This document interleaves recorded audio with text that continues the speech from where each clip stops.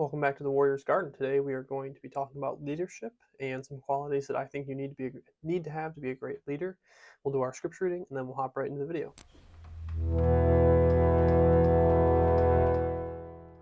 For today's scripture reading, we're reading from 2 Timothy chapter 1, verse 7. For God did not give us a spirit of timidity, but a spirit of power, of love, and of self-discipline. As a man, it is so important to have understanding of leadership and to understand and be able to lead at a basic level. As a man, you're going to be put in leadership positions throughout your life, and I guarantee you have to lead something at some point, whether it be at your work or your family or your church, whatever it is. And if nothing else, even if you're never put in a leadership position or like a position of authority, the two, people associate leadership and authority. We'll get to that later, but you will be the head of your household. So if nothing else, you are going to lead your household, and that's probably the most important role of leadership you'll ever have. So you need to have a good understanding of leadership. Now, as I just mentioned a second ago, I think people confuse authority and leadership. So authority works top down, and leadership works in every direction. There is no you can be a leader even if you're not in authority over somebody. You can be a leader to the people around you. And I think people kind of get those two confused and think that they're one and the same, which they're not. You don't have to have authority over someone to be a good leader to those people around you.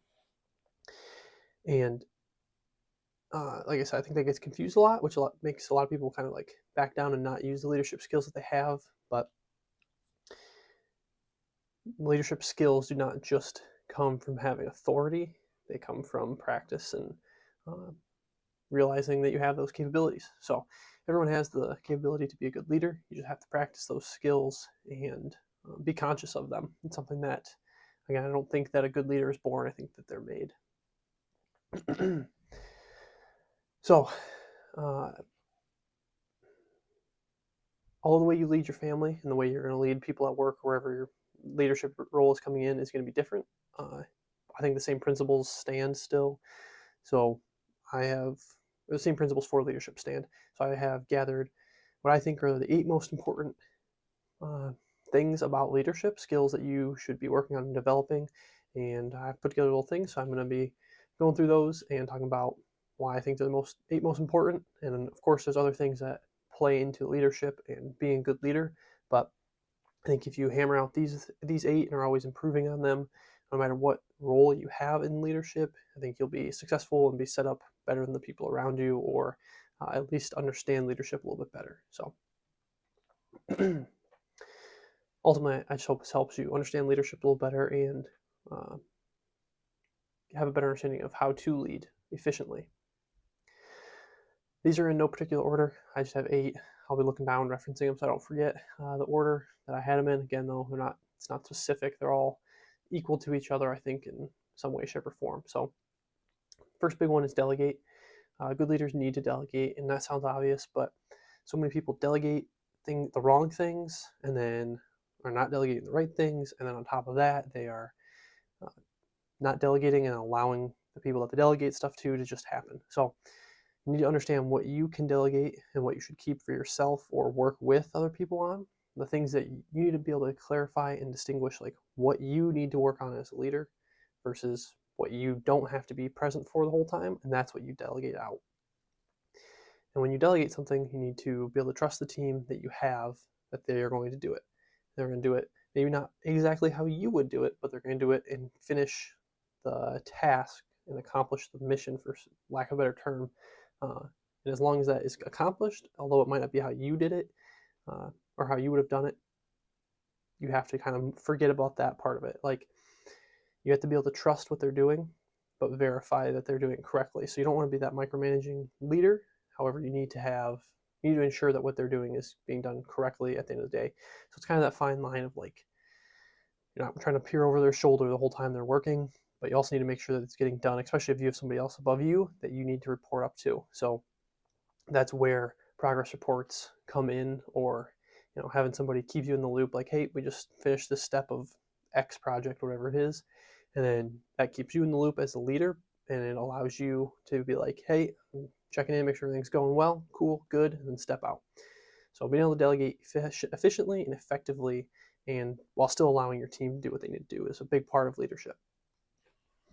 The next one, again, I don't think there's most important one, but if there would, this might be it. Great communication. This just goes, everywhere in your life. You need to have good communication, but especially as a leader, if you are not able to communicate clearly and concisely in an efficient manner what you are trying to convey, whether that be verbally or non-verbally, so like your phone, email, whatever it is, on text, uh, for the non-verbal side, if you're not able to convey that message in a clear, concise way, things get lost, misunderstood, and accidents or problems arise that could have very clearly and easily been avoided. And with communication, you have to understand as a leader that it is two ways. You can't just send something out, especially a nonverbal thing, and be like, "Oh, okay, they got it. I sent it to them, so they must have got what I sent." Like a message sent is not a message received. You need to be checking back in, ensuring that people not only understood what you said, but also received and um, understand what you want done. So communication is super important, and especially with nonverbal communication, things get lost very easily in the weeds. So ensuring what you sent was received and understood is vital to good leadership. Next, we have being adaptable. As Mike Tyson said, everyone has a plan until they get punched in the face, and it's wonderful to have a good plan. You should have good plans for your position, whatever you're leading. However, you have to understand that that plan is going to go wrong. Something will not work, something will fail, something will break, whatever the case is, something will go wrong, and you cannot be so focused on whatever your original plan was that you're just like, nope, we have to do this, we have to do this, we have to do this. You have to be able to be flexible and actually adjust. You can't just be so fixated on and have such a narrow field of view that you're not able to troubleshoot things and complete things. So being flexible as things arise, whether it's good or bad, is super important. Being resilient as a leader, not just being stuck in that mindset of this is what I had plans, this is what we have to do. Being able to adjust, and although there are times to be like this is the plan and we might need to stick to the plan for now, um, being able to adjust is super important. Next is humility. So this isn't necessarily like being humble. It's not a sign of weakness by any means. I think it's a sign of strength, being able to show that you understand you're not the best at everything. There's going to be people on your team who know more than you, are able to do more than you in certain areas, and it makes you relatable as a leader. People are going to want to trust you more, feel like they can come and talk to you. If they don't feel like you're stuck up or whatever, you're a humble person who is relatable and easy to talk to. You have that interpersonal tact, but being humble is knowing what you're capable of, and that will help you delegate too. But knowing what you're capable of and realizing what you're not capable of or you're weak in and being able to delegate those things is super important. But being humble makes you trustworthy in a lot of aspects, and I think that's super important. Another really big one, accountability. So I cannot stress this enough. I mean, today's world, if you just show up on time with the right stuff, you're already like 50% better than the rest of your peers, I would argue. Obviously, that's an arbitrary number, but I mean, so many people can't show up on time, or they have a lame excuse or something that doesn't actually matter, or they don't show up with the right things. And like, if you just show up on time with what you have, with the things that you're supposed to have, life would be so much easier. But as a leader, especially, you need to be accountable. When you say you're going to do something, you have to do it. And if you're not going to do it, you better have a really darn good reason of why you're not. And a big reason for that is one, your team's not going to trust you if you're not accountable. But two, a big part of leadership is visual, and nobody sees what you do when you go home. And you might do something great for the team. They don't see that, but you better believe that they see when you say, hey, at work, hey, I'm going to do this for you guys on Friday, and then Friday rolls around and you don't do it, or whatever the case is. Leadership is very visual. People see when you don't do what you're going to say you're going to do, and that you lose trustworthiness and you become somebody that people don't want to follow. So being accountable is really big. And with that accountability, you have to realize that if you're in leadership and you are above somebody, uh, in the hierarchy of whatever work you have to also realize the people that you are leading, and if you're in charge of them, that is your team, and their faults fall on you as well as the leader. There's very few things that doesn't apply to. Largely, when your team messes up, you mess up, and you need to be the one take accountability for your team's actions. Most of the time, again, there are different circumstances where that might not apply, but largely, when your team messes up, you have to take responsibility for what your team is doing. If you just, your team messes up and you're like, oh, Billy Bob over here, it's his fault, he did it wrong, that's not good leadership in any way, shape, or form. And you're probably not going to be trusted again by your guys because you're going to be so worried of making any mistakes, you're just going to blame it on them and it's their fault. So being able to take accountability for your team or whoever you're leading. Next is being decisive.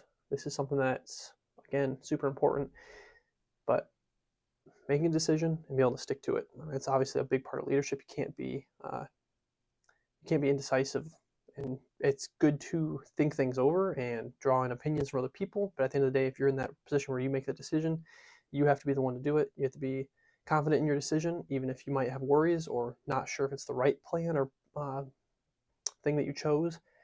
You have to be confident in it so that your team members believe what you're saying and that they are bought into what you're saying as well. So being confident and being decisive and then sticking with that plan. Again, we talked about you need to adapt when necessary, but sticking with the plan that you created. You shouldn't be wishy-washy in what you choose after you choose it. And again, like I said, you should still seek out guidance in making your decisions because you don't know everything, and there's other people that might have input that's helpful to you. But at the end of the day, you need to set your foot down. You're the leader, and you need to make the decision of what's going to happen. And it's better to make the wrong decision in most cases than to make no decision at all. So making a decision and being confident in it and pushing forward with that decision is super important. Nothing would ever get done if you didn't make a decision. Again, even if it's the wrong one, you can learn from it and adjust for the future. But if you were just too timid to make a decision and create a plan and follow through with it, nothing's going to happen. So, or you're going to lose your job or whatever the case might be for that. So the last two, courage is really big. It's kind of more on the personal side, like humility. A great leader must have courage. And this will look a little different in different situations and different leaders, but a courageous leader is a leader someone wants to follow. Again, nobody wants that timid leader that's afraid of what they're doing or, they're not able to make the hard decisions. A timid leader's plan is not trusted. And a leader needs to have moral courage as well to provide the force of will of what needs to be done, regardless of the situation or the cost that the leader must incur. Like the leader must be courageous. They have to be bold, I guess. So the final one is servant leadership. Being a servant leader doesn't mean that you need to be weak or put yourself in a light that makes you seem like you're unrespected by your people that you're leading. However, it's the exact opposite.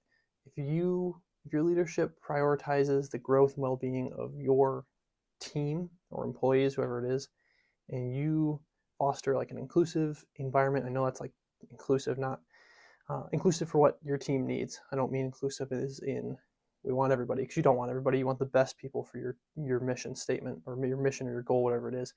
But if you're inclusive to those people and you allow them to grow and the organization to thrive, because you realize the well-being of your team is more important ultimately than the mission, at the end of the day, that team is going to be super successful and they're going to trust you even more. And, it's taking a step back and looking at the bigger picture and being able to serve those around you. And it can be difficult, but that's ultimately, I think, what separates great leaders from average leaders or good leaders. Anybody can just take a team and manage them, but I think really being a leader to them is ultimately being in a servant mindset. How can I help this team to do the best thing possible to progress? So those are the 8 things that I think you need to have to be a great leader. And I think those are all things you can practice and apply. Again, even if you're not in a leadership role, you can still be a leader to those around you. So I encourage you guys as young men to go be leaders. Our country needs good Christian men who are willing to stand up and fight for and believe in what's right and be good leaders in all roles, from the home, the church, politics, state and federal, whatever it is. Our country needs good Christian men who are strong in their faith and are good leaders.